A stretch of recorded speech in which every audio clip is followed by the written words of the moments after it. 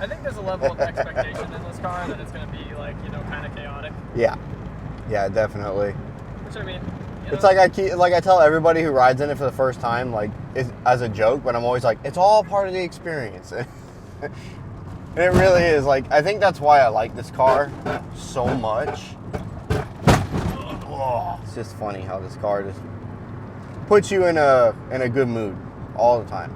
It doesn't need, you don't need all the horsepower in the world. I mean, it is god awful slow. My name is Angelo Rios, and this is a 1985 Volvo 740 GLE. It is a 4-cylinder 2.3 liter called a red block, literally for the fact that Volvo painted the block red. The transmission is a 4-speed ZF automatic gearbox, and it is rear-wheel drive. Is it fast? No. Sorry, red block community. It is not fast. If I had to guess how much it makes right now, I'm gonna go with 95 horsepower on a nice cool day. I have had this car for a year and 3 months now.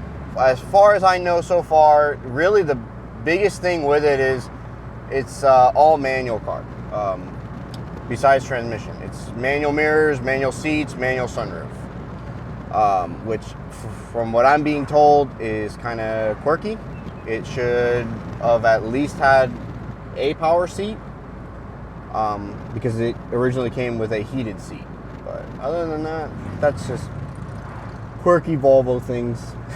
So this car I bought for $600. How I got the car for $600 was the engine harness, the shielding had come off, mainly around like the mass airflow sensor. So the wires were, when the car would get hot, the wires would kind of fall on top of each other. They would short out and the car would just stall randomly. And the guy that I bought it from, he had no idea what was wrong with it. When I came to look at the car, he had tinfoil over the fuel rail because he thought it was like vapor locking on him or something. That almost goes with the aesthetic of this car. Yeah. Tinfoil over the fuel rail, yeah. I think we need to put it back. I was very happy when I bought the car. Me and my son, because I brought my son with me. We were ecstatic. My wife, not so much. But she quickly caught on once I kind of washed it and got all the tree mold off of it, and just threw a random set of wheels I had on, and I put it in the driveway. And I remember that day like it happened yesterday, man. And she looked at me and she was like, "All right, I see it." I was like, "Okay, cool." So what's done to it, cosmetically wise, it's the full European front with factory fog lights added because this car didn't have it. It's the turbo grille with what we call the waterfall grille, the chrome surround. So I basically split two grills apart to make one. S90 side skirts, rear spats, the front splitters. They are real GTA wheels. Got IPD sway bars front and rear. MKM roll center correction with the mini street angle kit. How's it lower? How's it lower? Oh God. The front is 3 coils cut. The rear is Jeep Cherokee rear springs that have been cut. The rear end is basically a Dana 30. So the springs fit. We just used the Cherokee springs because they got a stiffer spring rate. Really, all I've done is cosmetic things. Just try and make the car not look like I just pulled it out of a junkyard. Right now, what I'm planning is I got a inline 6-cylinder for free. And I am going to put that engine in here with a BMW diesel 6-speed ZF transmission with some long tube headers and some ITBs from a Triumph Daytona. I'm really hoping I can take it to 7, but you know, the dyno is what's going to tell us if it wants to go and keep making power to 7,000 RPM. I don't personally have a doubt that it can rev to 7,000 RPM, but there is a chance that it's not going to. It's all uncharted territory. I'm playing with an engine that, as far as the Volvo community goes, they don't really play with. And if they do, they just turbo it. And they stuff a bunch of boost down his throat and shoot for the moon. Me, on the other hand, I kind of told myself, for right now, I have too many turbo cars. And I just kind of wanted to try and do something a little old school, a little kind of nostalgic to the car. And truthfully, I just want to see if I can just hear the engine scream. I mean, that's really all it is. I think that's really what ITBs are all about, in my opinion. It's just the sheer noise. Oh, I think from beginning to end, I'm hoping no longer than 2 months. It's a very simple setup. It's a very simple swap. A lot of people are very hesitant with it because of the wiring, the way how Volvo wired that 6-cylinder engine in the chassis it came in. It's kind of just a headache all around. So that really steers a lot of people away from wanting to do the 6-cylinder swap. But I've already done the hard part. I already built a whole new engine harness, and I have a standalone ECU for it. Other than that, everything else is literally plug and play. The engine mounts bolt right in. I have the cross member already for the BMW Trans, so it can just bolt right in. Air conditioning, AC lines, everything from the chassis the 6-cylinder came out of, it all fits in this car. No modification. So I don't really care what people think of the car, but in the same sense, I kind of do, because I'm just that kind of person. I'm always curious what other people's thoughts are on different types of cars, especially being like a Volvo. Like, you don't see them as much, and it is interesting to hear, like, to see somebody look at it and go, man, I never thought I would say a Volvo looks cool, but that actually looks really cool.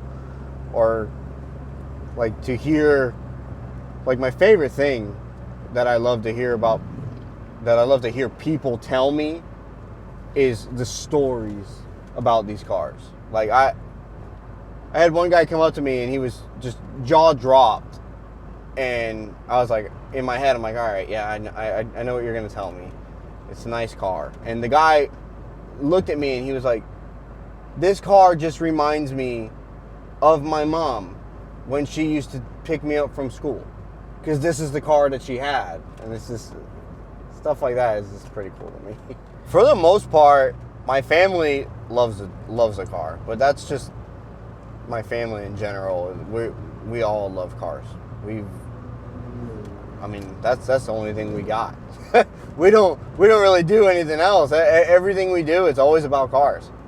Always. As far as my friends go, some of them were kind of bummed when I kind of explained to them the purpose of why I bought this car was to retire my 98 S70. But at the same time, when I kind of explained more what I want to do with this car, the goals that I have for it, I think they kind of accepted the fact, okay, it's time to retire the red car, and this is the new project. It had a 2.4 liter inline 5, dart and sleeved, H-beam rods, Wiseco pistons. It had a GTX 3584 turbo, and it was on about 27 pounds of boost. And it was an absolute riot. I didn't get rid of it. I just stored it away, keep trying to get myself to kind of forget about it and just kind of put focus into this. So I own 7 Volvos total and 1 Saab.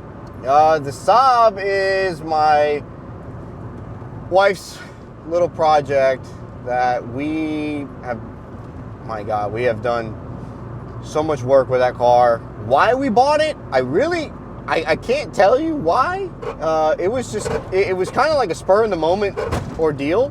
She needed a car. Her criteria was very simple. It had to be 4 doors and it had to be a stick. And I was like, okay. And back then, that was Craigslist days.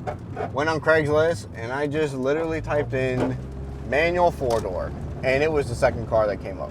First car was a Mazda Protege Mazda Speed, and she didn't like it because it was yellow. My first car was a 1997 Volvo 850, non-turbo, base model. That car, we actually bought that car for $350, and it was kind of like a trade-off deal. Me and my dad did some work for a friend of his son's Civic, and the son paid for half the bill, and then the other half of the bill, the father was like, listen, he's like, are you interested in a Volvo?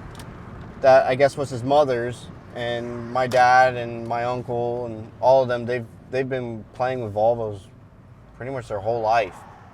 So they were like, yeah, you know, it was nothing abnormal for someone to offer a car like that for doing work.